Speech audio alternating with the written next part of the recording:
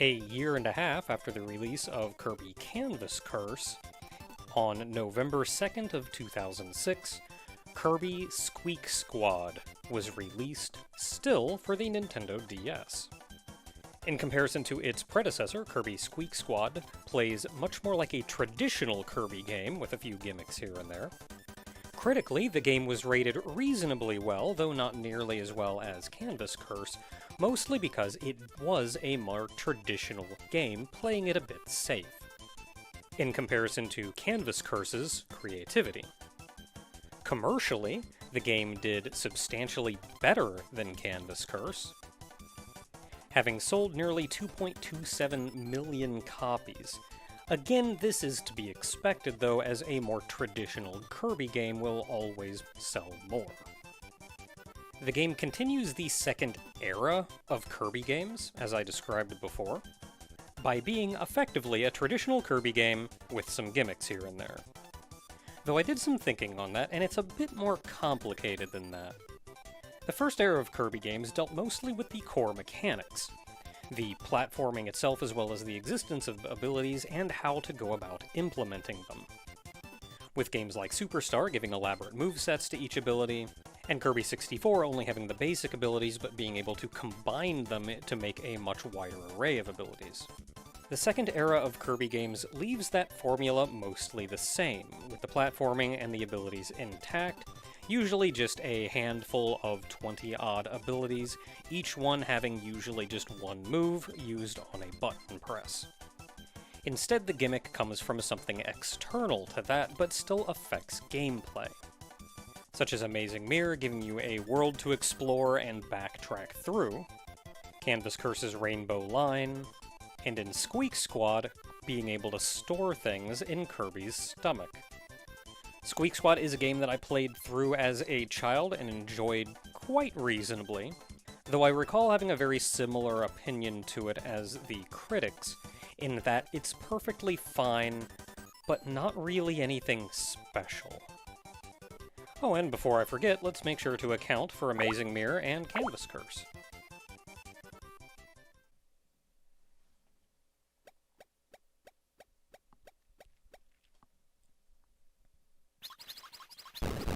So with that said, welcome to Kirby Squeak Squad.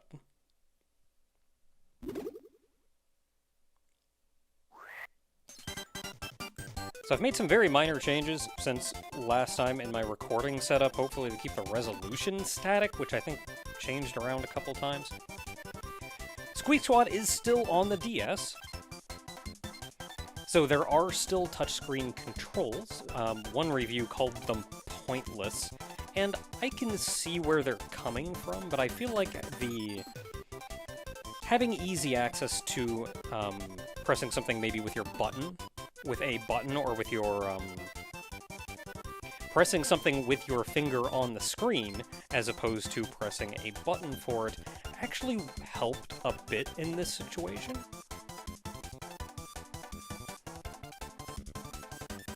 I think another thing that feels somewhat indicative of the second era of Kirby games is a plot with no permanence.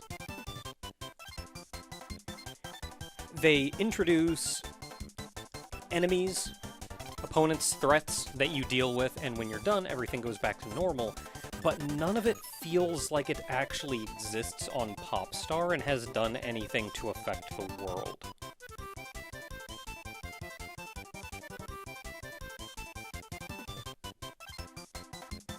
I feel like you could remove this entire section from existence at all, and you wouldn't really think any different about the world that Kirby's from and what's happened within it. Just feels very throwaway, I suppose. Anyway, we've gotten the whole plot, which is that some of Kirby's cake was stolen, and we're gonna go find it. So I did play a little bit to make sure everything worked, but that's fine. We're going to be starting fresh on file 2.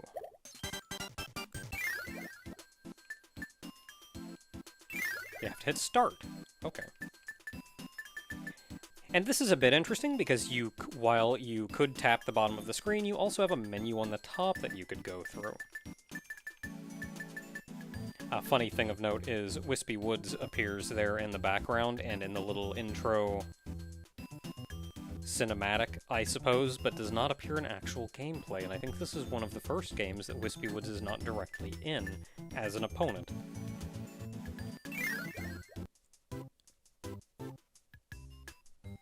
Early afternoon in Dreamland. It's so peaceful that even the clouds are drowsy. And now it's Kirby's favorite time of the day.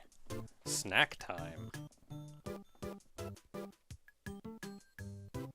Today's yummy snack is a sweet, fluffy slice of strawberry shortcake. Time to dig in.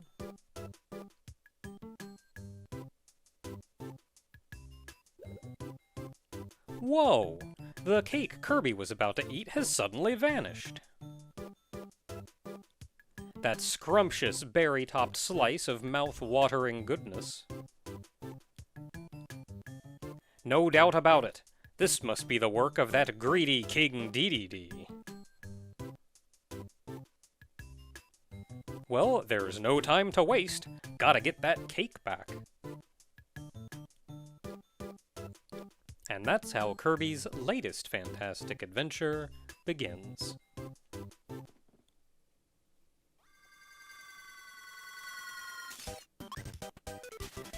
So to start with, we can run, we can jump, double tap runs. You can also use that mouth what you got, swallow things, and you see it drop into Kirby's stomach and just kind of disappear. I'm pretty sure we just killed him now.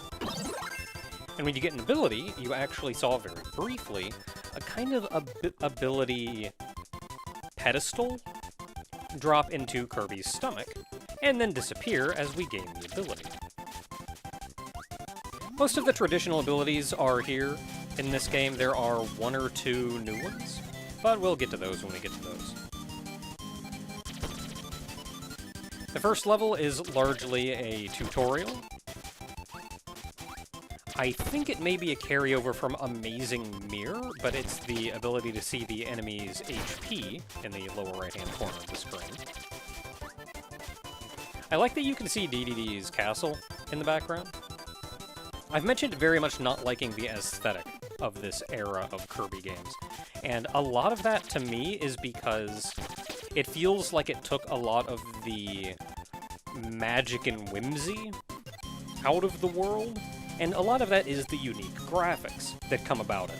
The weird, like, maybe checkerboard patterns on the dirt, the little hoops and loops in the background, the Mario-esque hills in the distance. And all of that is mostly gone in this era, instead leaving us with, albeit quite colorful and higher resolution and pretty, it's just some land. That could be anywhere. That could just be on Earth somewhere. It's just mountains and a hill. I mean, maybe not Dedede's castle. That's kind of weird looking, and that cliff is very structurally unstable. But like, oh yeah, there's a rainbow. Because rainbows and trees don't exist on Earth. And I think that's what I mean from it. Like, yes, it is quite pretty, but it lost what makes it pop star. Like, we're just on Earth now. We're not on pop star anymore.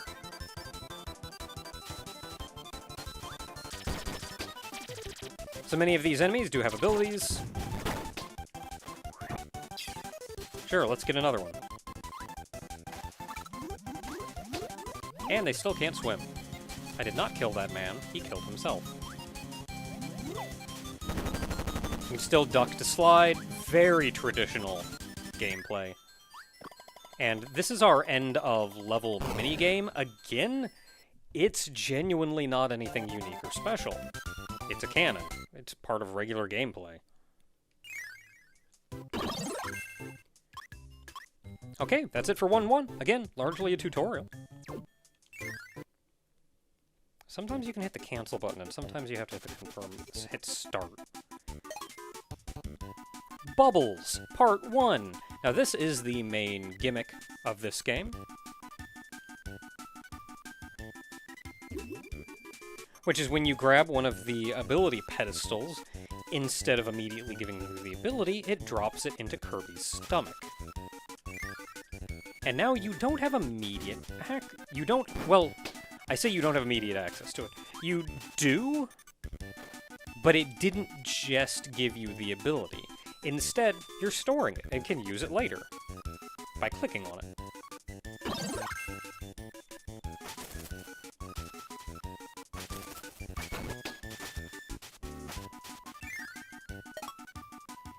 You can also mix bubbles. So anything that you find that's in a bubble, instead of getting eaten directly, goes into Kirby's stomach. When you have multiple things down there, you can grab them and merge them together to get a better present.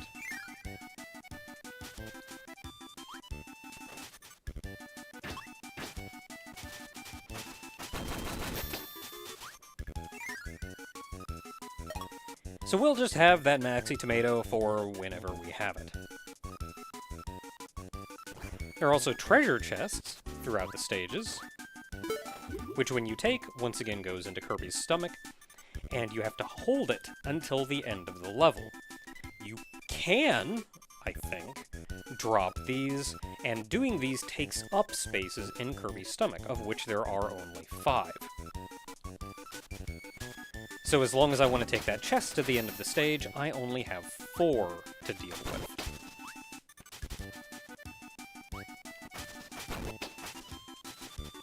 And it would be nice to be able to convert something you already have, like an ability you're currently using, into a bubble to store for later, but that would make you just a little too powerful, I feel.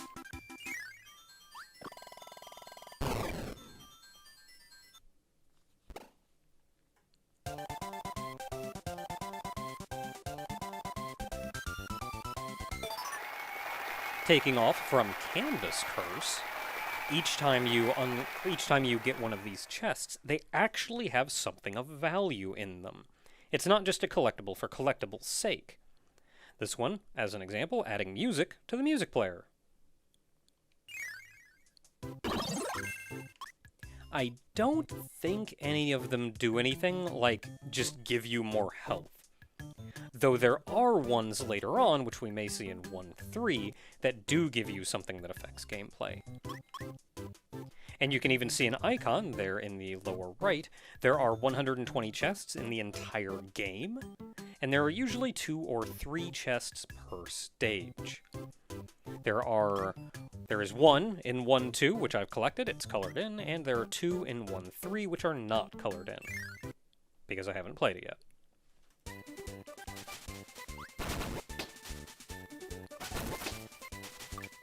Cut down that grass.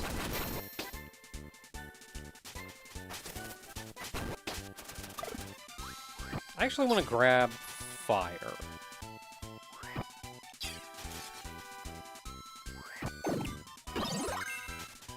So fire. Okay, you can still do the fireball. And you can burn the grass to get cutter, which I will save for later. Generally a good idea to always keep either some health, or to always keep some health and some kind of ability in your stomach. Yeah, burn that cloud. That's how that works.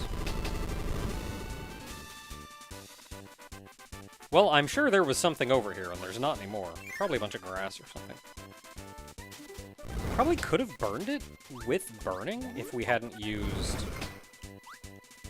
Looks like something you could go on.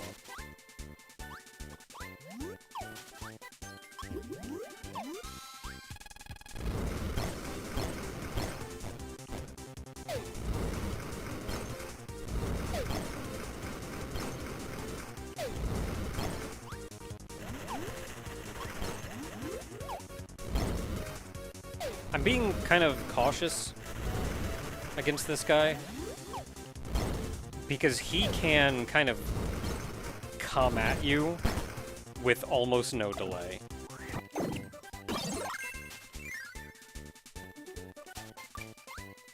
Ice exists. Seems to work just like... You cannot fireball.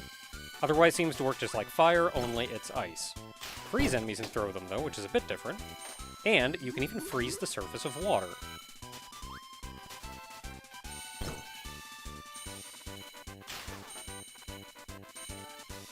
I don't know if that melts eventually, or if that's just there now.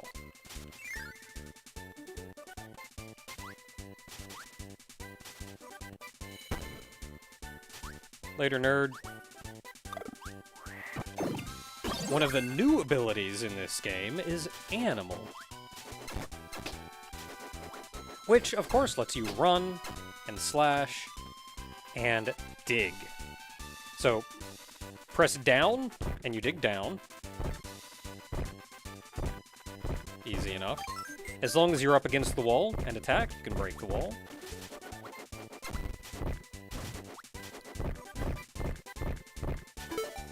Get our chest. And you can grab onto the ceiling by holding up when against the ceiling. And if you do that, you can dig up, still holding up.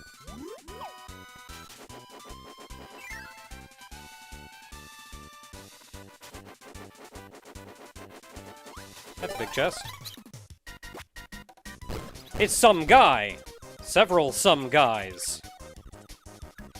Sneaky McSneakerson there is causing problems. Go in here. Oh, I can't actually collect anything else. Well, I want to grab you. And that's just gone now.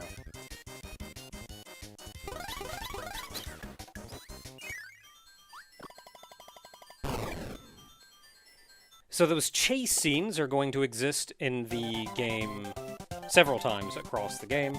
There's going to be a chest that either you have or need to get to, that you're trying to get to before your opponent, or you're trying to get out before your opponent gets to you.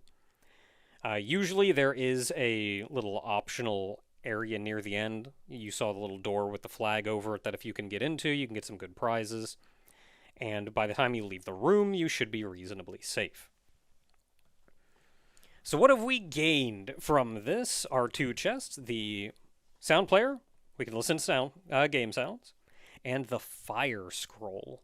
It says new ability memorized, and I think it'd be real cool if they ever revisited Milky Way Wishes, but no, that's not what it means here.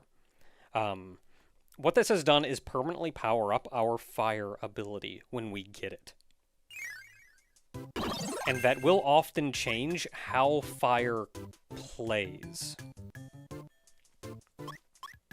So let's go ahead and check a look. Well, let's go ahead and take a break for now. Next time, we will take a look at 1.4, and with the fire ability that I already have, we can see what changed.